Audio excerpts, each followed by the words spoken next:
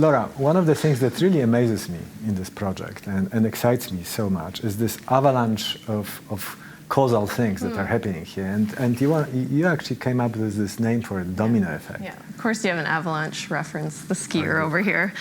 So the domino effect of RFXL, the big one is a non-aqueous solution. So we're eliminating steam requirement. So we're also then taking away the steam plant, fuel gas, which is a CapEx and OpEx reduction, which is a shorter-term payback opportunity for these companies, and ultimately for our investment community and shareholders, and for our individuals within Alberta. This is a huge opportunity. Time is of the essence. I think one thing with the domino effect, and one thing we didn't touch about is opportunities outside of Alberta, outside of Canada, where water's even just a more constrained, precious commodity. That's a huge opportunity for us. Yes, it is. And at the same time, in many of those countries, that some of them are quite a bit more south from us, there's a huge opportunity to, in fact, use solar panels and feed this entire system from solar energy.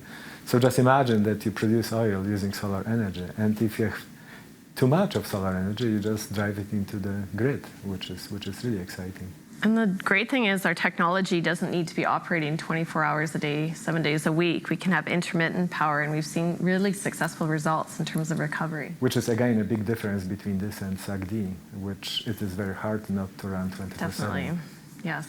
Mm-hmm.